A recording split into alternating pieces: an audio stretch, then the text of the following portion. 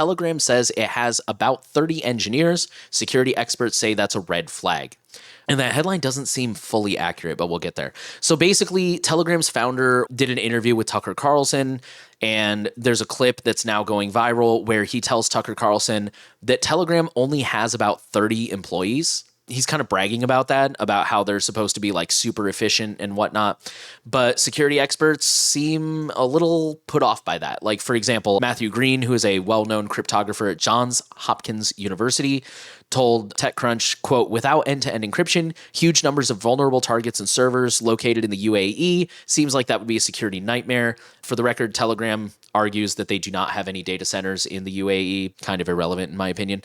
Eva Galperin from the EFF also said 30 engineers means there is no one to fight legal requests. There is no infrastructure for dealing with abuse and content moderation. If I was a threat actor, I would definitely consider this to be encouraging news. Every attacker loves a profoundly understaffed and overworked opponent. And then Telegram spokesperson did confirm the company has 30 developers working on the apps and infrastructure, but claims they also have an additional 30 people on the core team, quote unquote. They didn't answer any specific questions from TechCrunch, like whether the company has a CSO, chief security officer, how many of the engineers are full-time, etc. Take it for what it's worth. I didn't put it in here, but Eva also went on to say that the real reason this is a concern is because Telegram, in her opinion, which I agree with, is really more of a social media platform than a messenger. And I think that's really our issue with Telegram, is Telegram has a significant number of security red flags. And that doesn't necessarily mean that you shouldn't use it. That doesn't necessarily, it's like a VPN. A VPN is a very useful tool that has a purpose, but there's a lot of companies out there promising you the world. And that's kind of our issue with Telegram, is it has a place, and if you want to use it, that's fine.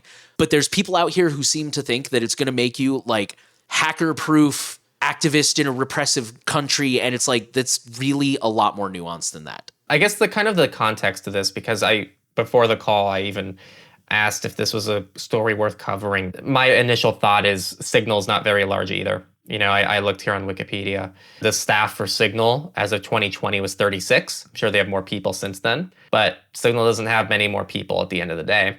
And you don't hear these security experts say the same thing about Signal. I think the missing piece here that maybe I think is implied, or maybe people have been saying directly, but I didn't see it, but I think I'm starting to see it now, just to explain this, is it's under the context of Telegram not including end-to-end encryption by default, meaning they're actually responsible for the content and moderating the content a lot better than something like Signal. And like Nate said, it's more of a social media platform that has a lot more sharing tools built in and channels and more public-facing type of data that I don't think Signal really has to deal with. And so I think that's kind of the missing red flag here. And Signal also just doesn't have any data to hand over or really deal with. I think that's the missing context. It'd be cool to kind of get confirmation of that from one of the people criticizing this, because my initial thought was to be confused why this, of all things, is a concern for security experts with Telegram. Eva did mention that a little bit. I don't think Matthew did, if I remember correctly, but the article quoted Eva a little more, where she said, you know, the main issue is they're a social media platform with tons of user data. So she did kind of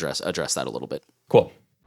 We actually host an entire podcast every week covering the privacy and security of the world in order to keep you safe. If you like this clip and you want pretty much a whole episode with a ton of stories like this every week, make sure to check out our main channel, Surveillance Report. You just watch something from the Clips channel. You can also stay subscribed there and check that out if you just want short clips every week. But if you want the full episode, check out the main thing on Surveillance Report down below, or visit surveillancereport.tech.